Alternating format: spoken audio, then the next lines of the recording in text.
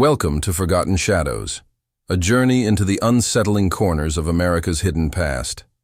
Tonight, we open a case sealed away for more than a century, a case the church refused to acknowledge, and local records tried to erase.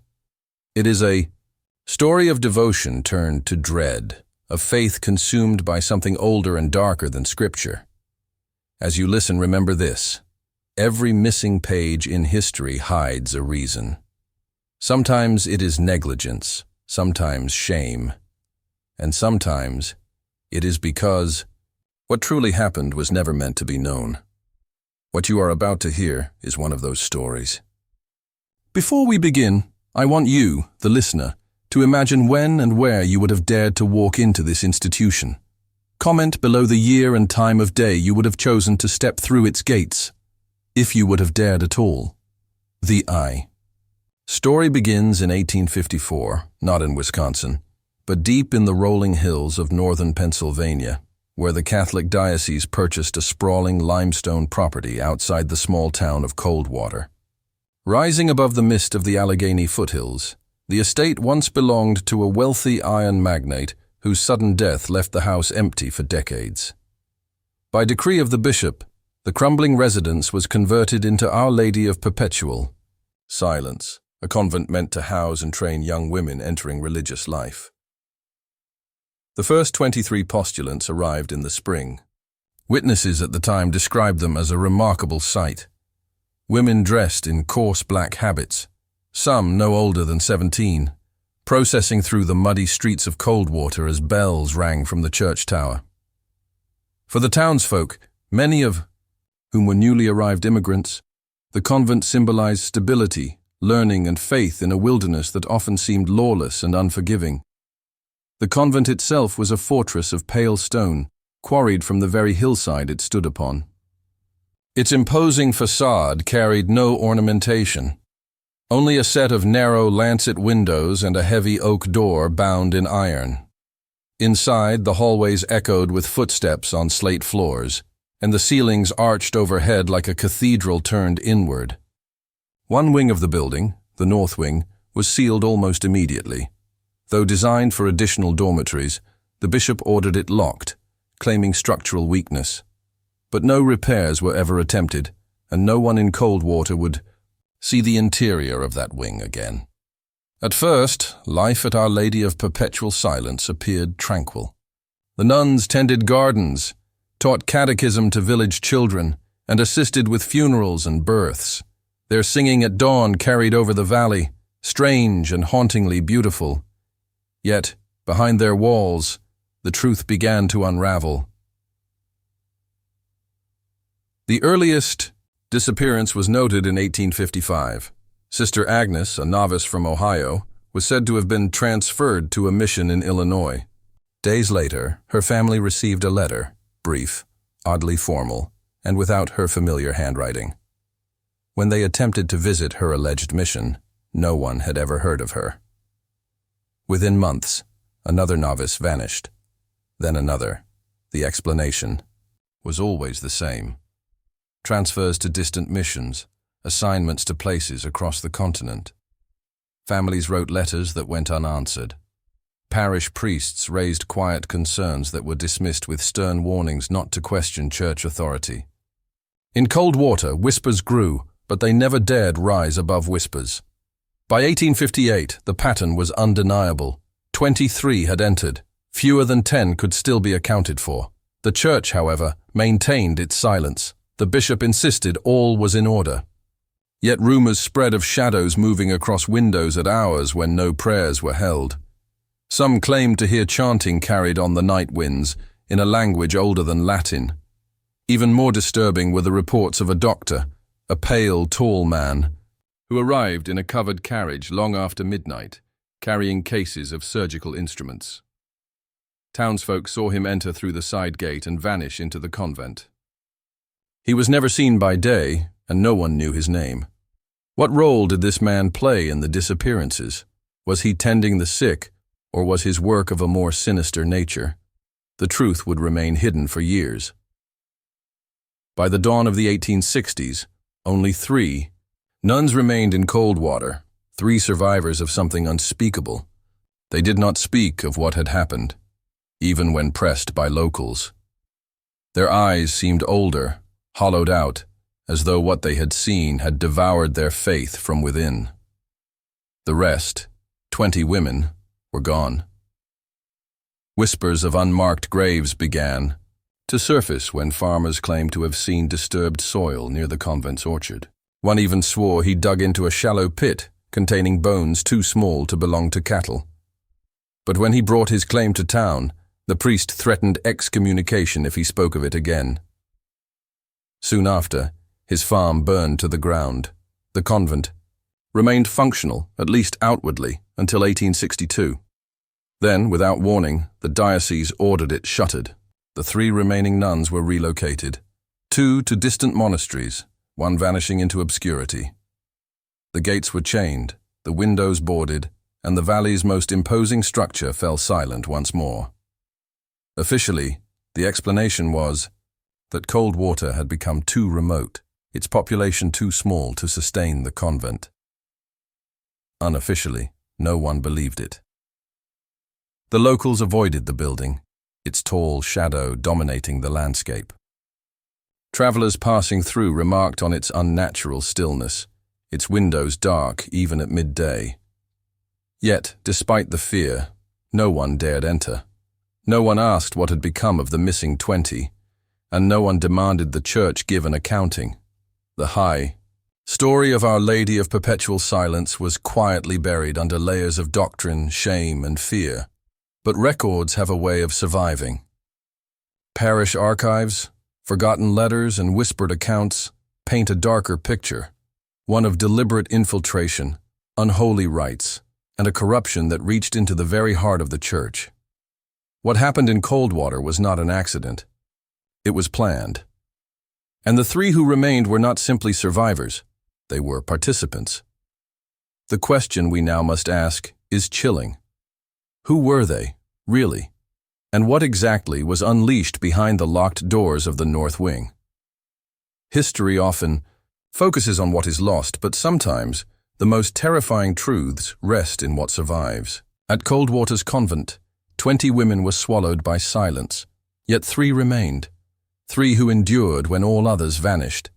But endurance is not always innocence. Who were these women, and why did they remain when their sisters disappeared into shadow? Before we step further into this darkness, pause for a moment and tell us in the comments. If you were a villager in Coldwater during 1858 and you noticed the disappearances, would you have spoken out or remained silent like the others? The records name them only as Sister Catherine, Sister Hildegard, and Sister Miriam. But researchers have uncovered that their names before entering the convent were likely false. Birth certificates for Catherine and Miriam appear fabricated, written in identical handwriting. Parish notes about Hildegard abruptly end before she entered the convent, as if her past had been scrubbed clean.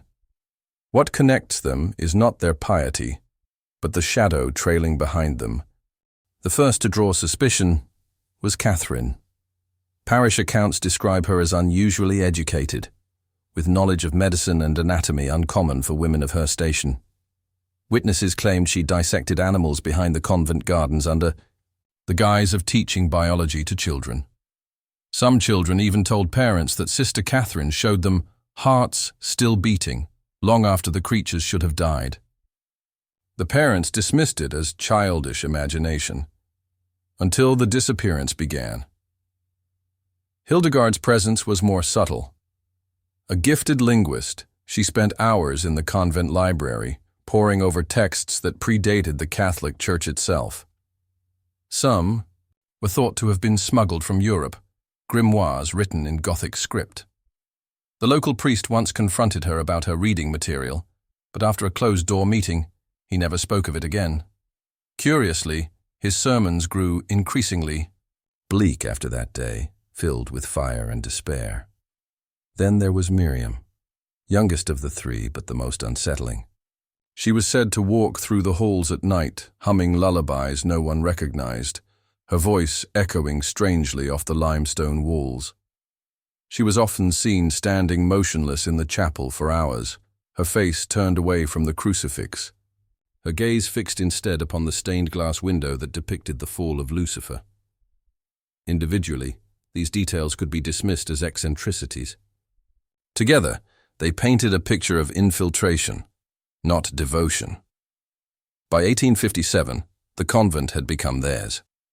While the other sisters weakened, sickened, and transferred, Catherine, Hildegard, and Miriam thrived. The parish cook, an old woman, named Eleanor, once reported that the trio ate little at meals, yet their health never faltered. Their skin grew paler, their eyes sharper, and their influence within the convent undeniable. Eleanor herself vanished soon after making her report. The locked north wing of the convent became their domain. The bishop had claimed it unsafe, yet townsfolk noticed candles flickering behind its windows at night. Some swore they heard chanting that grew louder with the phases of the moon. Others, venturing too close, claimed the very stones seemed to vibrate beneath their feet. It was also around this time that the doctor began his visits. Always at night, always entering through the side gate. Carriage wheels muffled, lamps covered. Witnesses described his case of instruments gleaming in the torchlight, though they could never see his face clearly. The timing of his visits aligned. With each new disappearance, one chilling clue lies in a surviving letter written by a parish priest to the bishop in 1859. Preserved in diocesan archives, it reads in part, "The three women hold sway over the others. Their power is unnatural. They speak with one voice, though their mouths do not move. Their work in the north wing cannot be holy. I beg you to intervene before more are lost." The bishop never responded. Days after sending the letter, the priest was found dead in the rectory, his body slumped over the altar, hands folded in prayer, though his eyes had been sewn shut with black thread. Officially, it was reported as natural causes. With fear of choking the parish and the church refusing to act, the disappearances accelerated. By 1860, only Catherine, Hildegard, and Miriam remained visible. The others had either been transferred or reduced to silence. Townsfolk noticed something even more disturbing. The three nuns rarely left the convent grounds. When they did, birds seemed to fall silent around them. Stray dogs followed a distance, but never dared approach. Farmers claimed milk was sore in their barns the day after one of the sisters passed their land. In the village, the atmosphere grew suffocating. Those who questioned too loudly often suffered sudden tragedies. Livestock slaughtered overnight, homes struck by unexplained fires, children falling ill with no cure. Most villagers learned to keep their heads down. The church preached obedience, the people obeyed. Yet buried beneath the silence was a quiet terror, one that left its mark, even generations later. Cold water families passed down warnings never to walk near the old convent after dusk, never stare too long at its dark windows, and never, ever, to answer if you heard your own name whispered in the night. The truth of what occurred in the North Wing would not come fully to light until years later, when investigators unearthed records suggesting ritual practices too blasphemous to describe in detail. But even before those discoveries, one fact became clear to those living at the time. The three who remained were not mere survivors. They were architects. The disappearances, the silence of the church, the midnight visits of the doctor. None of it happened by chance. It was orchestrated, carried out with precision and purpose, a purpose no one dared to name. And then, in 1862, just as quickly as it began, it ended. The convent was shuttered, the three vanished, and Coldwater was left with a hollow shell of stone and unanswered questions. But the damage had already been done. 20 lives had been erased, swallowed by rituals and shadows. Why did the church order silence? What did it gain from covering up such horrors? And where did Catherine, Hildegard, and Miriam go after leaving Coldwater? The next chapter takes us deep into the rituals themselves, into the forbidden practices carried out in the locked wing, and into the chilling discoveries made years later when investigators first pried open its doors. History has a way of hiding its darkest places in plain sight. For Coldwater, that place was the north wing of Our Lady of Perpetual Silence. Locked, boarded, and declared unsafe, the wing was meant to be forgotten. But those who dared to glance at its windows after midnight saw faint lights glowing inside. Those who listened at its walls swore they heard the low hum of voices, weaving into chants that were neither Latin nor any language spoken in the parish. The church claimed the wing had never been used. Yet, when the building was finally investigated decades later, what they uncovered inside told another story, one of unholy purpose, of suffering, and of a design far too deliberate to be dismissed. As we step inside this forbidden place together, I ask you, the listener, if you had the chance to open the North Wing's doors yourself, would you enter, or would you leave them closed forever? Leave your answer below. The first documented inspection of the North Wing occurred in 1893, over 30 years after the convent's closure. Coldwater had declined into a near ghost town by then, its industries fled, its fields barren. Local. Officials decided to repurpose the convent as an orphanage, but before work began, they dispatched 2 carpenters to assess the structure. What they found inside sent them fleeing into town, pale and speechless. Records show they refused to return, but fragments of their report survive.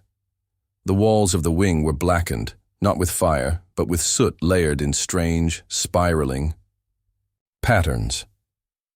Every surface, walls, ceilings, even the stone floors, was carved with symbols, deep and jagged, gouged by tools for sharper than any chisel. The smell of rot lingered even after decades, seeping from behind the stones themselves. The most disturbing discovery lay in the central chamber. In place of pews or beds, the room contained a circle of stone altars, 7 in total, arranged with mathematical precision. On each altar was a depression large enough to cradle a body. The carpenters reported faint stains on the stone, darker than age should allow, and rusted iron restraints bolted into the floor. At the chamber's center stood a great wooden cross, but it was inverted, its arms draped not with cloth, but with remnants of rope, and carved into its base in letters still sharp after 3 decades was a single phrase: Silentium Aeternum.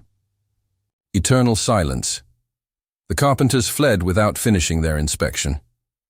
The orphanage plan was abandoned. The building was sealed once more, its doors chained as though the wing itself might try to open them. But how had it come to this? To answer, that we must return to the late 1850s, when the disappearances reached their height. Testimonies from villagers suggest that each missing nun coincided with nights of strange atmospheric disturbances. Fog so thick it blanketed the valley, sudden thunder without rain, and livestock found mutilated in the fields come morning. Farmers spoke of hearing distant bells at impossible hours, tolling from the convent, though no service was scheduled. A diary belonging to Eleanor, the parish cook who vanished in 1857, sheds chilling light. Preserved in fragments in the Coldwater archives, one entry reads, "They prepare themselves when the moon is dark. The 3 lead, the others follow, though their faces are pale with fear. I hear their cries, but am powerless to intervene. The north wing devours them. They are told they will be purified, yet none return." Her final entry is smeared with ink, as though written in haste. "The doctor comes tonight. They say he brings knowledge of flesh. God forgive us, God forgive them." That was the last time anyone heard of her. The identity of the doctor has never been confirmed, though scattered notes suggest he may have been affiliated with a medical society in Philadelphia. His purpose, however, is evident in the evidence left behind. Some of the altars in the north wing bore incisions precise enough to suggest surgical experimentation. The restraints bolted to the floors were not crude shackles, but carefully crafted instruments designed to hold the human body immobile. What were they doing there? Historians piecing the evidence together believe the rituals performed were a fusion of forgotten European occult practices and corrupted Catholic rites. Hildegard's interest in forbidden texts, Catherine's anatomical skill, and Miriam's unsettling devotion appear to have converged in a single purpose: to conduct sacrifices designed not for worship, but for transformation. One chilling hypothesis suggests that the three sought to channel the spiritual devotion of the novices into a single vessel, an inversion of communion where instead of receiving the body of Christ, the body was consumed in service of something else entirely. What that something was, no record dares name. The phrase silentium aeternum appears again in what little writing survives from the convent. On scraps of parchment, etched into the stone walls, even whispered in second-hand accounts. Eternal silence. A promise, or perhaps a command, but silence is not absence. Silence is containment. The disappearances were not merely deaths, they were offerings, carefully orchestrated, designed to feed whatever presence the three women served. A presence that seemed to seep into the very stones of the north wing, leaving behind an echo that investigators claimed could still be felt decades later. By the time the convent closed in 1862, 20 young women had vanished into its walls. None were ever seen again. No graves were marked. No remains were buried in consecrated ground. Instead, the orchard behind the convent yielded bones whenever its soil was turned, thin and fragile, mingled with roots. The church claimed them to be animal remains, but no farmer in Coldwater believed it. The secrecy was absolute. The bishop who had once defended the convent fell silent, his correspondence cut off, his name absent from subsequent diocesan records. Some say he too had visited the north wing. Some say he never returned. When the convent was finally abandoned, its three architects, Catherine, Hildegard, and Miriam, vanished from history. No records track their next destination. No parish claimed them.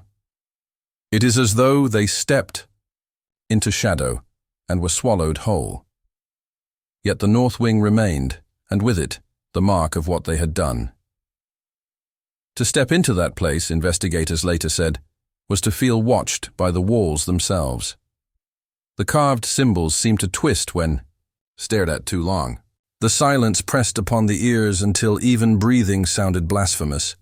Whatever Catherine, Hildegard, and Miriam had sought, they had left its residue behind, and so the convent stood monument not to faith, but to something that twisted faith into horror. A warning carved in stone that was ignored until too late. But the story does not end with the shuttering of the convent. The shadow of the north wing did not stay within its walls. In the years that followed, whispers spread of movements far beyond Coldwater, of churches touched by the same corruption, of disappearances repeating themselves in new guises. The question is no longer just what happened in Coldwater. It is whether Coldwater was the beginning. Some tragedies fade because time erodes their memory. Others are buried deliberately, with careful hands, by those who fear what the truth might unleash.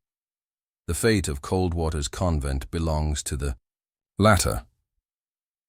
The silence that followed its closure in 1862 was not neglect, it was design. The church did not simply walk away from the horrors within its walls, it erased them. And yet, like an infection left untreated, the shadow of that place continued to spread. Before we pull back the layers of this cover-up, I want to ask you, do you believe the church destroyed the records to protect its faith, or to protect itself?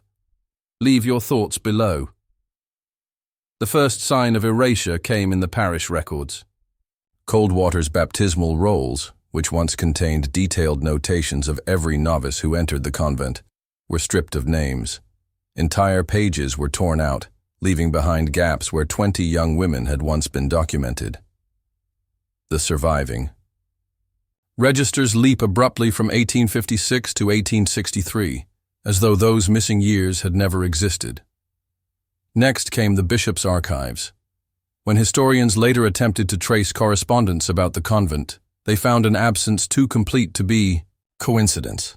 Letters stopped mid-conversation, inquiries cut off with no replies, and entire boxes of diocesan documents had disappeared.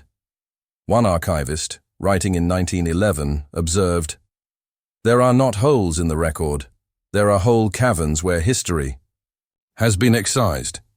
The hand that removed these pages did not seek to obscure, but to obliterate. Even the very name of the convent, Our Lady of Perpetual Silence, was replaced in diocesan lists with a bland entry, Coldwater Mission House, 1854-1862, closed. No mention of nuns, no mention of 20 missing women, just a brief line, sterile and forgetful, but erasure extended beyond ink and paper. The convent itself was treated like a contagion. The surrounding land was sold to private owners under the condition that they never disturb the building. Maps of the county from the 1870s omit the convent entirely, leaving the hillside where it stood marked as undeveloped land. Tourists, guides never mention Coldwater, even when listing neighboring towns. In effect, the place was cut out of geography as thoroughly as it had been cut out of memory. Yet silence is never perfect. Ghosts find ways of speaking through cracks in the walls of history. In 1875, a young seminarian named Thomas Gray stumbled upon the priest's final letter, the one that warned of Catherine, Hildegard, and Miriam, and of the rituals in the North Wing. Disturbed by its contents, Gray confided in his mentor, only to find himself reassigned within weeks. His trail ends in New Orleans, where he died of fever at the age of 23. Some researchers suspect his reassignment was not a coincidence. Then came the farmers' tales. Though the convent had been sealed, its orchard remained, and men who attempted to work the soil often spoke of finding bones. Each time, the diocese intervened, insisting the remains were animals. But the farmers insisted otherwise. Some claimed to see rosary beads tangled among the roots. Those who pressed for the matter too far found themselves bankrupt or mysteriously afflicted with illness. The few families who remained in Coldwater began to believe the valley itself was cursed. By the 1880s, more than half the town had migrated west, seeking new land and leaving the convent to loom over an ever-emptier settlement. Travelers passing through described a village of shuttered homes and silent streets, with the black outline of the convent dominating the horizon. The church had won, in one sense. Coldwater was forgotten, its secrets sealed, its survivors scattered. But the shadow did not stay confined. Letters from priests in other parishes, written in the decades after the convent's closure, describe strange new arrivals. 3 women, always together, always pale, always bearing different names but the same mannerisms. They appeared on records as teachers, as caretakers, even as visiting scholars. But their presence was always followed by unease.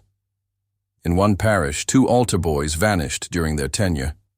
In another, a small fire consumed the rectory, leaving behind the words, Silentium Aeternum, scorched into the stone hearth. The descriptions of these women aligned too closely with Catherine, Hildegard, and Miriam to dismiss. If true, their work continued long after Coldwater fell silent.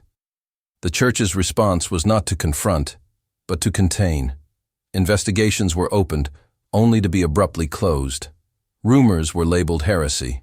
The faithful were instructed to pray for discernment, but never to ask questions. It is within this silence that the darkest suspicion emerges that the church did not merely cover up Coldwater's horrors out of shame. It may have done so because it benefited from them. The notion is not without precedent. Throughout the 19th century, diocesan reports reveal a strange uptick in donations and endowments to the very bishopric that had overseen Coldwater. Funds with no clear origin, arriving just as the convent should have been under scrutiny. Was this coincidence or payment for silence? If Catherine, Hildegard, and Miriam had tapped into forces capable of producing influence, fear, or even material wealth, perhaps the hierarchy chose not to destroy them, but to make use of them. Perhaps the very institution sworn to guard against evil instead harbored it, fed it, and allowed it to spread unseen. The true tragedy, however, is that the women who disappeared, the The 20 novices who entered the convent with faith and left only as whispers were erased twice. Once in body, once in memory. Their families never received answers. Their names were stricken from rolls. Their graves remained unmarked. And their sacrifice, forced, unwilling, unholy, was paved over with the silence of bureaucracy.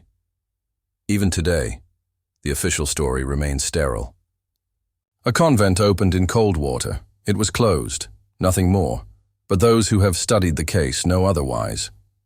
Beneath the erasure lies a darker continuity, a thread running from Coldwater through parishes across the northeast, a thread that suggests the work begun in the North Wing was never truly stopped. The silence was not eternal because the voices ceased. It was eternal because they were contained, bound, and hidden away in shadows, waiting. The erasure of Coldwater was not an ending. It was the beginning of a pattern, a network of secrecy and corruption stretching far beyond a single convent in Pennsylvania.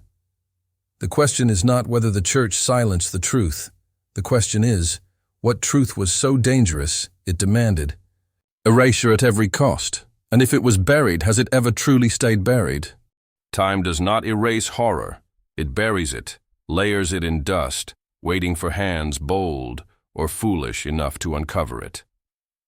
By the dawn of the 20th century, Coldwater was little more than a name on forgotten maps. Its once bustling village had dwindled to fewer than 100 souls, most of them elderly farmers who avoided the convent hill as one avoids a graveyard. The limestone walls of Our Lady of Perpetual Silence still stood, weathered but intact, its windows black hollows, its doors chained in rust. But in 1904, curiosity and ambition drove men to unseal it. A group of state-appointed investigators, armed with lanterns and notebooks, set foot inside the abandoned convent for the first time in over 40 years. What they discovered reignited whispers the church had tried desperately to smother. Before we step into their findings, I want to ask you, if you were one of those investigators, standing before the chained oak doors, would you have gone inside or turned away forever? Comment your answer below. The investigation began under the guise of practicality. The state had plans to repurpose the building as a poorhouse, its imposing walls and large halls perfect for housing the destitution. But the local council, plagued by rumors, demanded a formal inspection before work could begin. Thus, a team of 5 men, 2 engineers, a physician, a historian, and a state surveyor, climbed the convent hill on a gray October morning. They broke the chains with iron tools and stepped into a silence so completely it seemed unnatural. Dust lay thick on the floors, undisturbed by rats or birds. The air was damp, heavy with the scent of mildew and something faintly metallic. Their lanterns cast trembling light along the corridors, revealing murals of saints peeling from the walls, their faces eroded into expressions of anguish. The investigators documented each wing systematically. The east dormitories were barren, with beds neatly made as if abandoned midday. In the kitchen, pots still hung on rusted hooks, though inside them was nothing but mold. The chapel's altar remained intact, yet the crucifix above it had been defaced, its face chipped away, leaving only a blank hollow where Christ should have looked down. It was the north wing that arrested their attention. Its doors, unlike the others, had been nailed shut from the outside, boards layered thick, as if to contain something within. The men pried them open with crowbars, wood splintering beneath their blows, until finally the blackness inside yawned wide. Their notes described the sudden change in air, colder, sharper, carrying a stench that made their stomachs seize. 1. Engineer vomited immediately upon crossing the threshold. The others steadied their nerves and pushed forward. What they found confirmed the worst of the old whispers. The central chamber, with its 7 stone altars, stood exactly as the carpenters of 1893 had reported. Only now, the investigators documented details overlooked before, the grooves carved into the floors, running like channels between the altars, the fragments of bone lodged in the cracks of the stone, and the remnants of wax drippings, blackened, and piled high in corners like hardened rivers of tar.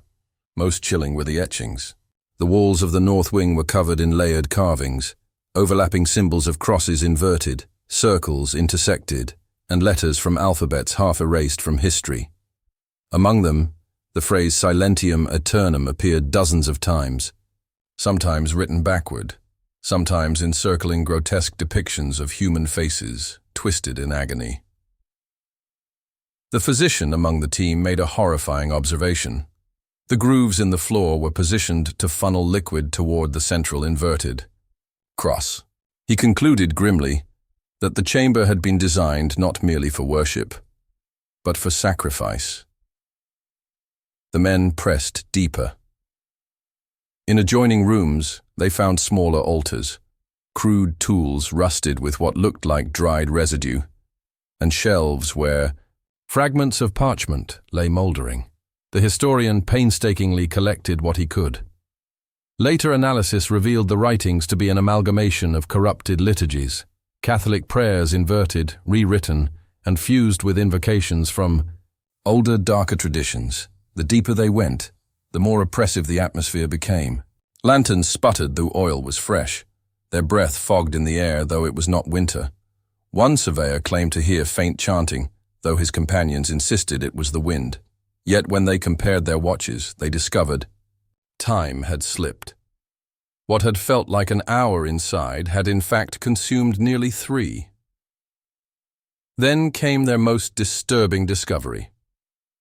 Behind a false wall in the farthest chamber lay a narrow crawl space, sealed with brick. They pried it open, expecting storage or passage. Instead, they unearthed a pit. Inside, half buried in earth and ash, lay skeletal remains, small, fragile, unmistakably human. At least a dozen, perhaps more. Some were bound at the wrists and ankles. Others bore marks along the bones that the physician identified as cuts, precise and deliberate. Mixed among them were rosary beads, cracked and blackened by fire.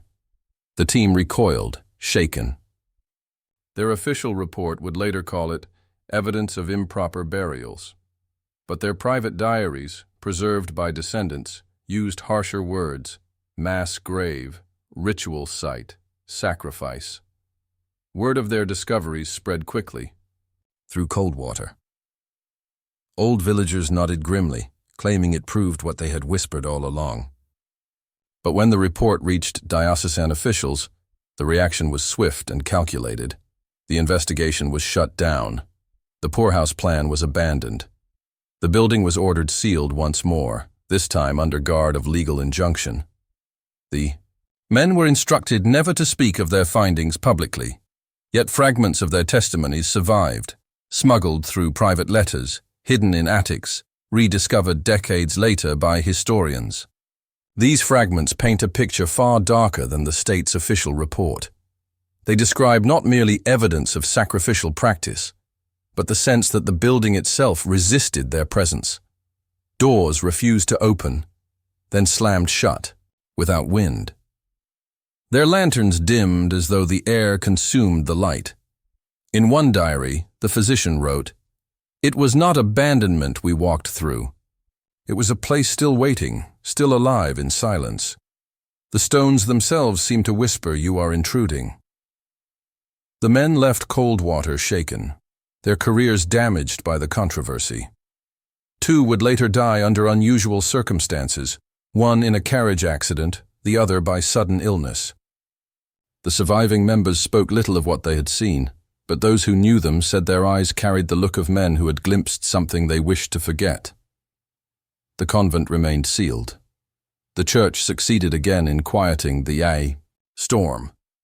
But the investigation left a permanent scar. It proved, at least to those who believed, that the horrors of the North Wing were not rumor, but fact, and it raised a terrifying new question. If the convent's rituals were designed to summon or contain something, had that something truly been silenced when the building was shuttered? Or was it still there, waiting, in the locked stone chambers beneath Coldwater Hill?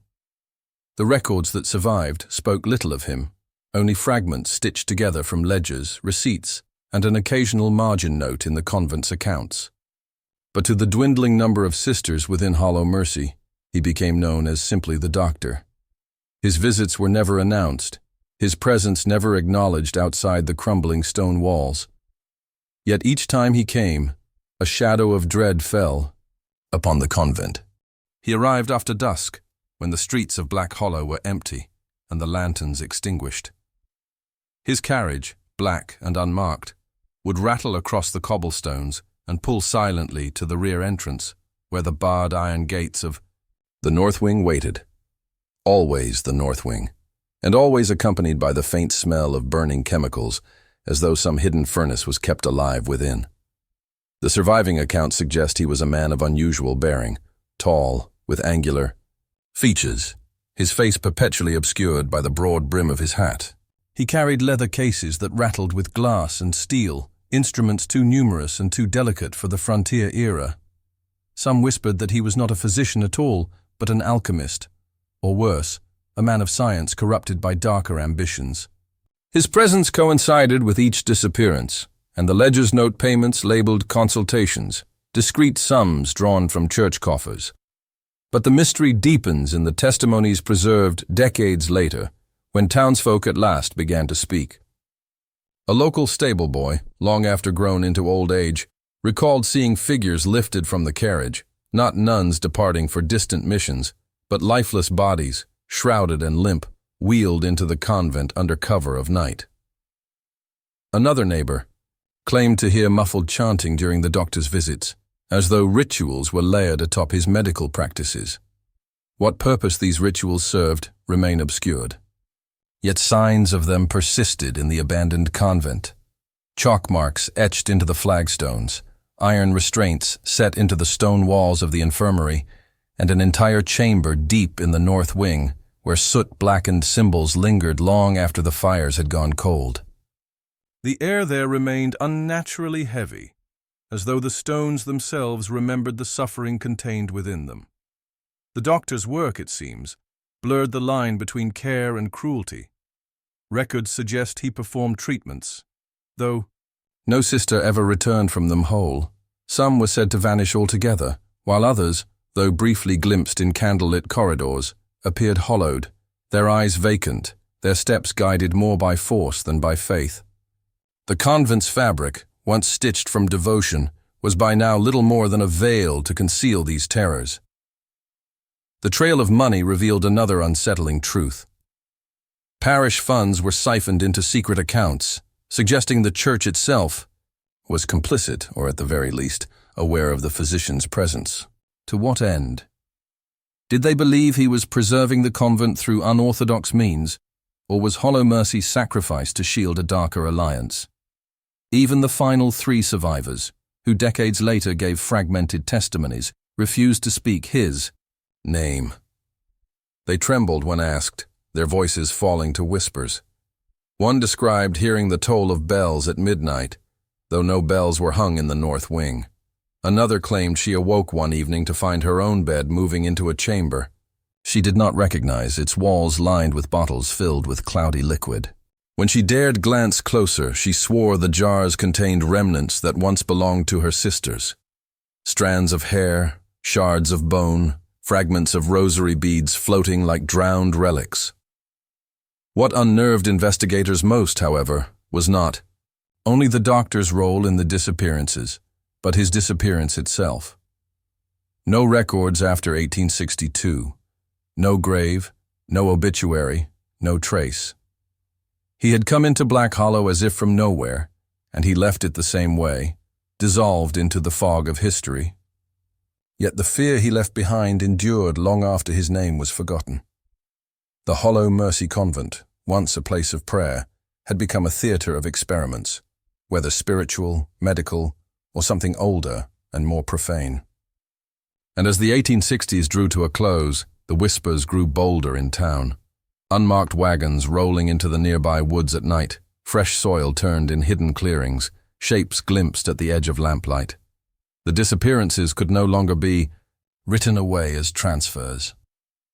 Too many families asked too many questions. The tide was turning.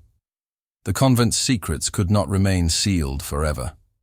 And when investigators finally breached the locked north wing years later, what they uncovered would stretch beyond mere tragedy. It would border upon the unholy. For within those limestone walls, beneath the painted crucifixes and veiled chapels, lay a silence too deep to be explained, and a darkness that seemed to breathe on its own. The story of Hollow Mercy was not merely one of loss. It was one of transformation, of a holy house twisted into something alien, where the faith of 23 brides of Christ was consumed by a hunger that bore no name. And though the doctor vanished, his shadow remained, lingering in the fractured history of the town, a presence half denied, half remembered. Even today, locals hesitate to tread near the ruins after sunset, whispering of a figure that still walks on the grounds, clutching a leather case, searching for his unfinished work. The Arf. Stage was set for the final reckoning. The sisters were gone, the doctor vanished, and yet the convent remained, its locked doors now drawing the first waves of official inquiry. But what those first investigators uncovered in the ash and the soil would shake even the most steadfast men of faith. The truth of Hollow Mercy had only begun to surface. When officials finally returned to Hollow Mercy, it was not with reverence but with suspicion. By 1871, the convent stood largely deserted, its walls streaked with moss, its gardens overgrown, and its chapel silent. The townspeople of Black Hollow, once so reverent toward the sisters, now avoided the grounds altogether. The whispered tales of the doctor had spread too far, and the number of vanished women could no longer be ignored. The inquiry began hesitantly. A sheriff, 2 deputies, and a priest from a nearby parish crossed the iron gates one spring morning, their steps cautious, as though each feared the stones themselves might groan beneath their weight. Witnesses later described how even the birds avoided the roofline, circling wide around the spire, leaving only the sound of wind pressing against broken shutters. Inside, the convent was a mausoleum. Corridors lay draped in dust, pews splintered and overturned, and walls once whitewashed with lime had yellowed into the color of parchment. The investigators noted signs of hasty abandonment, books half-burned in the hearths, letters torn to fragments, ledgers with pages deliberately cut. Out. It was clear. Someone had tried to erase Hollow Mercy's past. But the most unsettling discovery lay in the north wing, the section long rumored to be forbidden. The great oak doors were barred with rusted iron, forcing deputies to hack through, with axes. When at last the barricade gave way, the air that poured forth was thick and sour, as though it had been sealed for decades. Their lanterns cut into the dark, illuminating stone chambers far older than the convent itself. Here, beneath vaulted ceilings, they found remnants of what appeared to be an infirmary, rows of rusted iron beds, leather straps fastened to their frames. Jars lined the shelves, cloudy with age, each holding liquids of varying hues. Some contained floating shapes too distorted to name. One deputy, upon recognizing strands of hair suspended in cloudy fluid, vomited on the stones. Yet the true horror lay just beyond. Behind the infirmary stretched a tunnel carved into the earth, leading beneath the convent's foundations. The investigators followed it, lanterns swaying, their boots crunching against loose soil. The deeper they went, the heavier the air became, until even the priest crossed himself in silence. At the end of the tunnel, they entered a chamber that the official records would describe only as a place of burial. In truth, it was more than that. The ground was soft and disturbed. Mounds of earth formed uneven rows, some covered with rotting cloth, others marked with crude wooden crosses, most left unmarked. As the deputies began to dig, they unearthed the first remains, skeletal, wrapped in fragments of habits, rosaries still clutched between bone fingers. But the bodies did not lie still. Many bore marks unnatural for the grave. rib cages broken outward as if from within, skulls pierced with small holes, the kind a physician's tool might leave, bones splintered and twisted, their fractures deliberate rather than accidental. The remains spoke not of peaceful death, but of torment, experiment, perhaps ritual. The number of graves overwhelmed the investigators. Some estimates placed them at more than 30. Others whispered the true count was higher, stretching into the hundreds. The priest who accompanied the search refused to bless the ground, declaring instead that the site was unfit for consecration. In the following weeks, the discovery spread through Black Hollow like wildfire. Families demanded answers for missing daughters, cousins, aunts who had once taken the veil. But the church's response was curiously muted. Officials recorded the findings in clipped language, anomalous remains, evidence of malpractice, clandestine burials, carefully avoiding the words murder or sacrilege. Within months, the case was closed, the convent abandoned to ruin, yet the locals remembered. Farmers plowing nearby fields uncovered shallow graves well into the 1890s. Children dared each other to run across the convent's threshold at night, swearing they heard footsteps echoing from the tunnels. Travelers reported seeing a figure in black carrying a lantern through the weeds, as though the doctor was still searching for something, or someone, he had lost. In time, Hollow Mercy Convent was struck from official maps. No plaque marked its history. No record preserved the names of the dead. But the ruins remained, standing silent among the pines, the stones holding secrets too heavy to be spoken aloud. And so, the story of Hollow Mercy drifted into folklore, half truth, half warning, a tale parents whispered to their children about the dangers of forgotten places. Yet for those who had seen the graves unearthed with their own eyes, there was no comfort in the thought of legend. They knew what lay beneath that soil was no story. It was history, carefully hidden, deliberately erased, and left to rot in silence. For the dead of Hollow Mercy, there was no closure. Only the uneasy truth is that some graves, once uncovered, can never be filled again. And so, the story of Hollow Mercy Convent fades into shadow, yet never disappears. Between 1854 and 1862, 23 women entered those limestone walls. Only 3 remained. The rest were swallowed by rituals, experiments, and horrors buried in unmarked earth. The official records speak in muted tones, transfers, closures, mismanagement. But the soil of Black Hollow tells another story. Bones do not lie. Graves do, not falsify. And the locked north wing of Hollow Mercy whispers still, long after its stones have crumbled. For generations, locals have claimed that the convent ruins are not empty.